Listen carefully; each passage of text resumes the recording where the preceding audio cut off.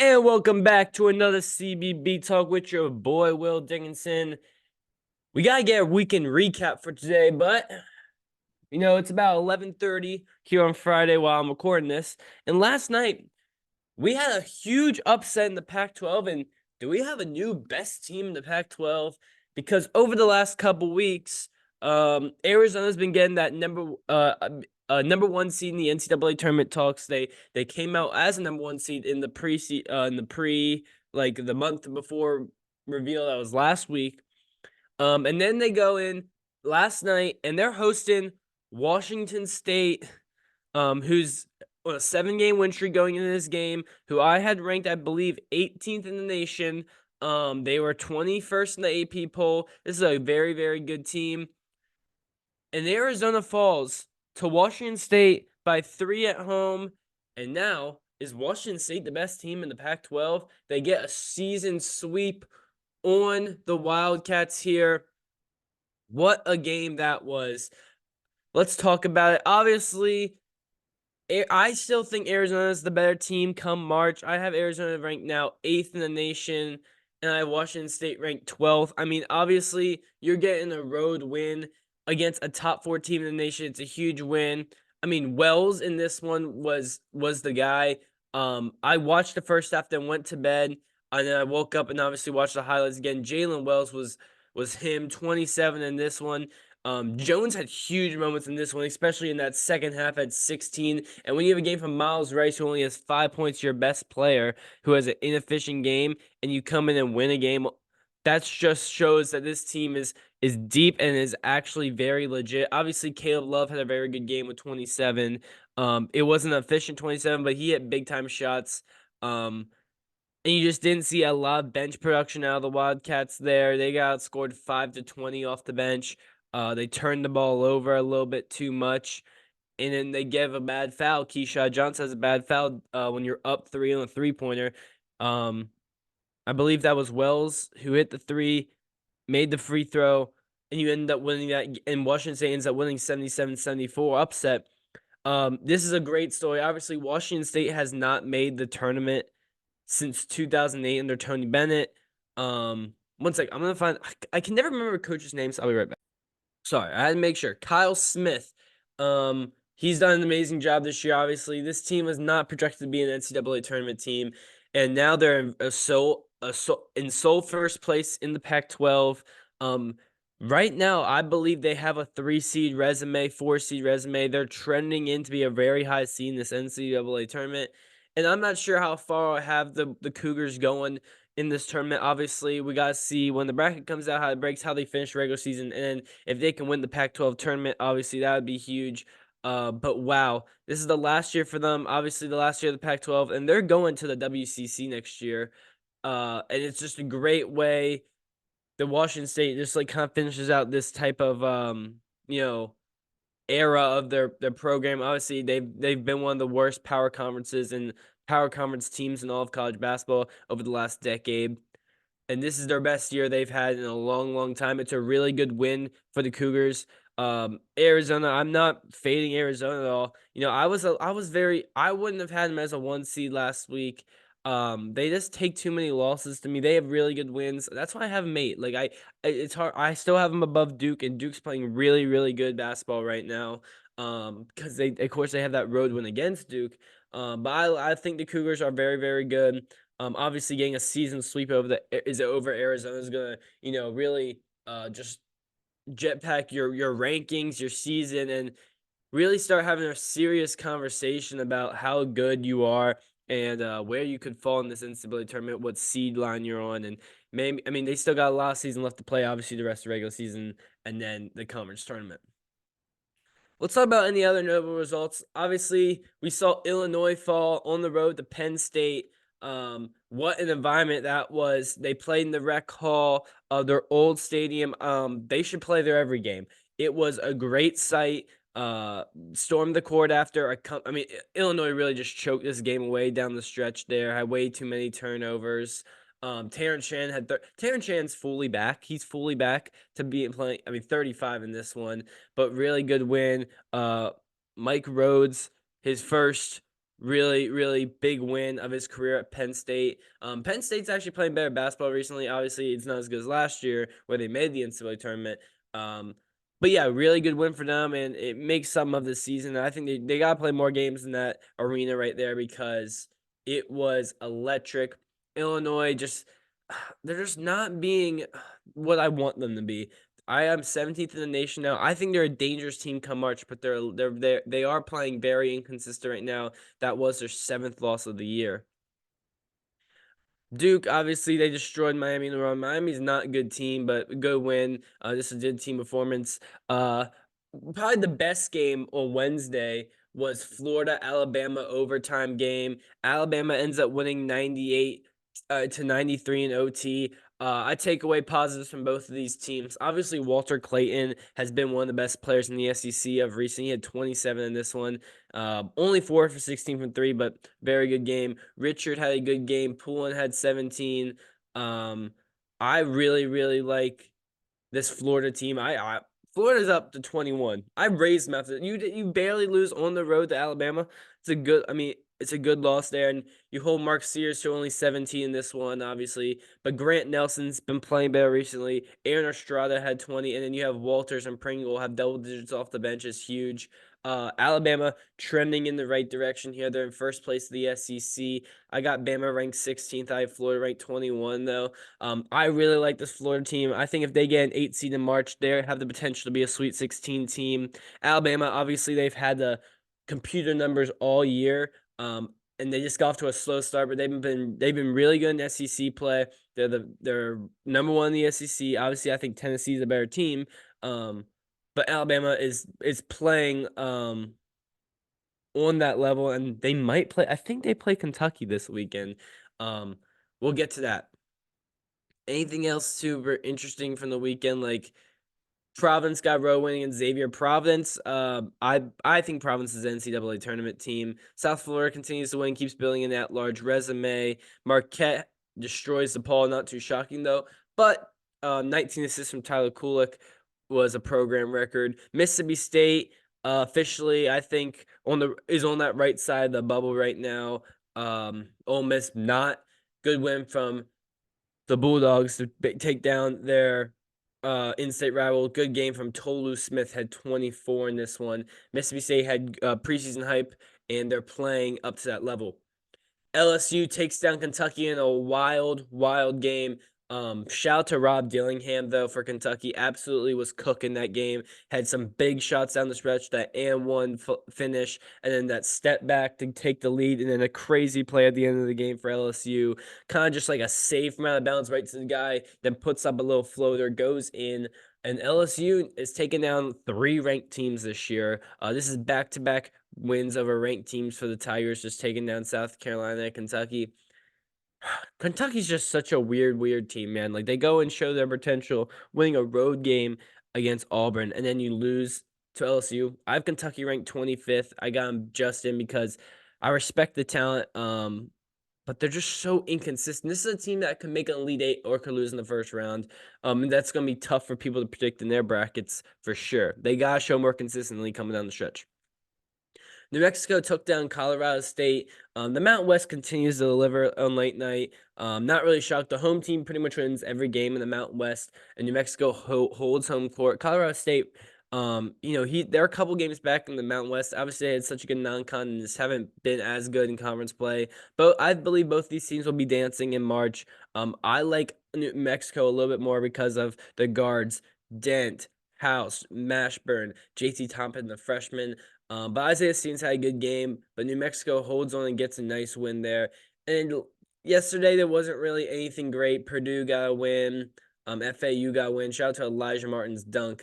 But that was really it. I'm going to take a quick break, and we're going to preview Saturday because we got some good games. We got a good weekend of college basketball. No other sports on. You got to turn on college ball. Let's get into this weekend recap because we got a lot of good games. God damn, I cannot speak sometimes. Let's go. We go in chronological order as always because I know some of the games this weekend, but I might be surprised with some good ones. 12 o'clock, we got a banger to start off the day.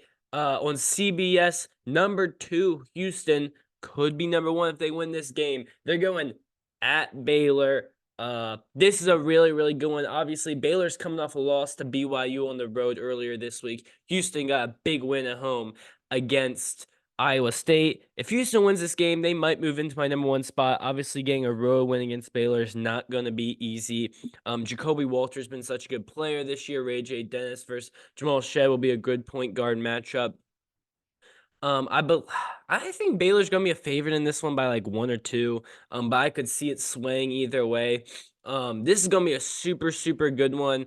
Obviously Houston's one of the best teams in the country on the playing really good defense. Baylor's more of an offensive juggernaut. They shoot the 3 really well. That's gonna be a good one there. Houston wins. They might move into my number 1 spot. That should be a great one just to start off the day. A nice good 12 o'clock game. You love to see it.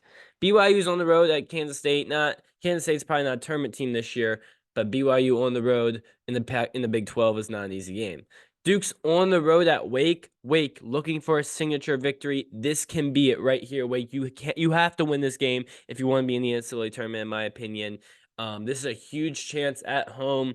Hunter South has been so good this year, but Duke's been hot as well. Jared's been playing really well. Roach has been playing well. Flip's been playing a little better. This Duke team's trending in the right direction, but so is Wake Forest. Got a really good win over Pitt earlier this week. Must-win game for Wake, in my opinion. Duke wants to win this game if you want to win the ACC. Washington, Arizona. Let's see if Arizona can get a little quick turnaround, 2-day turnaround, and see if they can get back on the right track and beat Washington. Iowa, Illinois. If Iowa can get a road win, maybe we can start having them. They might be creeping up into this bubble conversations. I doubt they will on the road against an Illinois team looking to get a bounce back win as well. Cincinnati, TCU. Cincinnati's kind of just been falling off. TCU's been a little bumpy. Just a chance to get back on the right page of your TCU, coming off a close loss to Texas Tech on, was that Tuesday, I believe? South Carolina's at Ole Miss. Could these be a matchup of 2 frauds in the SEC? I don't think it will. I think South Carolina's a very, very good team. But they're on the road at Ole Miss, who is probably be an NIT team this year. Obviously Ole Miss got off to such a good start. Big opportunity for South Carolina. If you lose this game, you'll probably fall out of the rankings. My rankings, the AP poll. And then it starts to get a little hairy because you've lost 3 games in a row. That's going to be an interesting one. Maybe this could be 4. No, this would be 3 in a row, I believe. That's going to be a good one there. 4 o'clock. Probably the second best game of the game. Maybe the best game. It's Bama at Kentucky. So it's not Kentucky at Bama. Bama's at Kentucky here. Obviously, Kentucky has struggled at home this year, at least compared to what they normally do. They've lost games against Gonzaga. They've lost games against Florida. And I don't know. They went on a 3-game home losing streak, and now they got to go host a red-hot Bama team, one of the best teams in the country, one of the best analytical teams in the country. They're coming off a nice win against Florida. Kentucky's coming off a loss here. It's a big game for the Wildcats. Not an easy spot to go in and play when you're coming off a loss at home. Expectations for you to win this game will be there. Obviously, this is going to be a tough one for both these teams.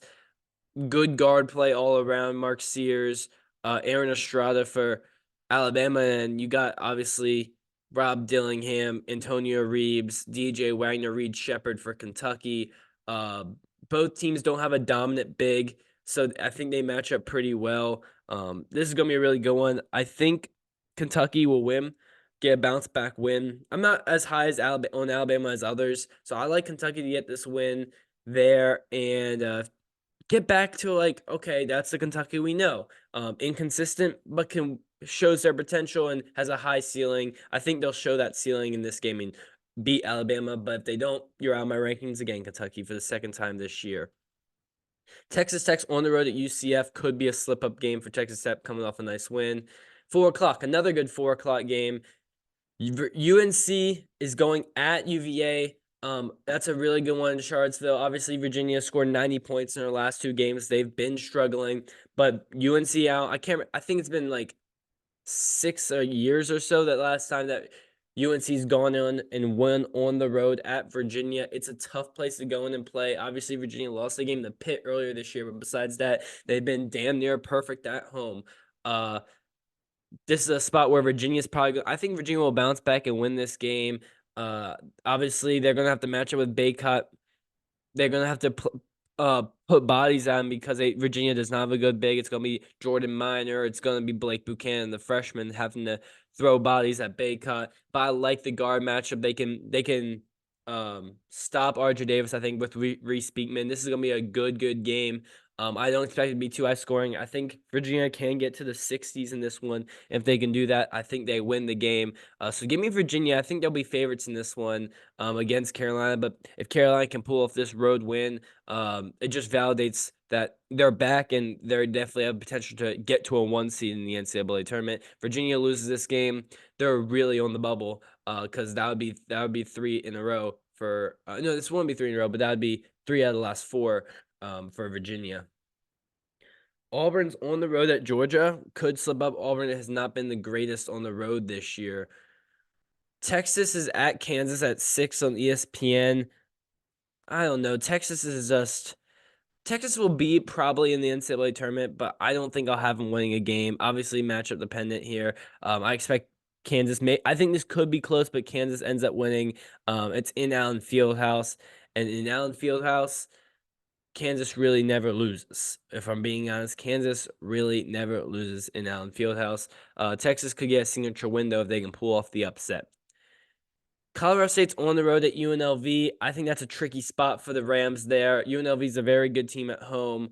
Don't want to lose your Colorado State because I think Colorado State's pretty safe in the tournament, but you cannot be losing multiple games in a row. 8 p.m. Fox game, Villanova at UConn. Let's see if UConn can bounce back and win. I expect them to do so. Obviously, if Houston wins, I think I'll put Houston at 1. And if Villanova loses, they'll fall from that 1 spot. If UConn loses, they'll fall from that 1 spot. I think I said Villanova. If Villanova wins this game, I think this almost solidifies them as like a 10 seed in the NCAA tournament. This will be the biggest win of the year for them. They have good wins, but they have a really tough last 5 games. They have to go at UConn, at Providence, and at Seton Hall. And then they have home games against like Georgetown and someone else like decent. So they need to go 3-2 in their last 5. This is a tough one.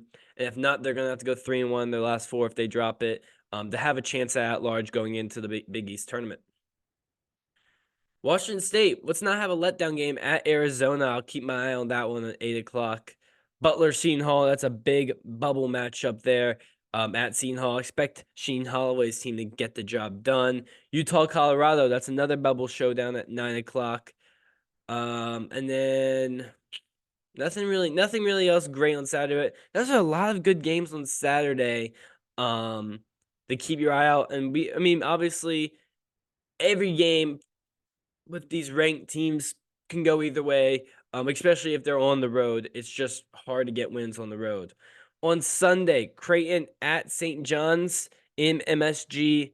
St. John's probably won't be in the NCAA tournament. They got a win over Georgetown. Congrats. But a spot there to upset Creighton coming off a big win against UConn. SMU South Florida. That's a great what's American Conference game. SMU came off a loss to FAU last night. Now they'll go on the road at a red hot South Florida team. South Florida, keep getting these wins and try to build an at-large resume, because if you can win out and then get to the American Championship and lose to FAU, I think you'll be dancing, which will be great for this program under Sharif Abdul-Rahim's first year, I believe. He's done a great job. FAU at Memphis. We were thinking this game was going to be like really damn good, like one of the best games of the year. Both these teams aren't ranked anymore. It sucks. Memphis is really falling off. I think FAU is still a good tournament team. I expect them to get this road win. But it's on the road, and that's really tough for really any team to win on the road. And Memphis is still a capable team. They've really fallen off this year. Purdue's on the road at Michigan. That shouldn't be any trouble for Purdue. Michigan is dog shit. And then you have Ohio State at Michigan State. I don't know. Like, Michigan State should win that game again pretty easily. Like, that should not be a hard game for Michigan State. You gotta win that game if you're the Spartans. If not, you're really back on that bubble. Xavier at Marquette shouldn't be. Xavier's battling injury, and they're not too good. Marquette is. So yeah, that's really that's it. That's all I got. Did Dayton? Wait, maybe I missed Dayton. Did Dayton lose? I don't feel like I talked about them. They lost to George Mason, so I think I didn't even speak with that. I don't know. I still got Dayton ranked, but they've now lost 2 games in conference. They've lost 3 games in conference play, and they're all to teams in Virginia. They can't beat them. They've lost to Richmond, they lost to VCU, and they lost to George Mason. So if Dayton gets a team from Virginia in the NCAA tournament, they're going to lose. That's their kryptonite this year. I'm not sure how much I like Dayton in the NCAA tournament. Deron Holmes is really good. Again, if they have a team against good guards, I think they'll struggle because Dayton's guards aren't amazing. I think that's all I got. We got another great weekend of college basketball coming up. I hope you guys like these episodes coming out a little early this week without having school. It's so much easier to make them. But next week we'll be back to the regular scheduled program. I kind of want to put an episode out Sunday night instead of doing Monday, but we'll see how I'm feeling. It's all just based on how I'm feeling. Probably won't do that, but maybe. Thanks for watching, guys, and enjoy the weekend of college ball. Because there's still a lot more left, but we're in the second half now, which kind of sucks, but also exciting for March Madness.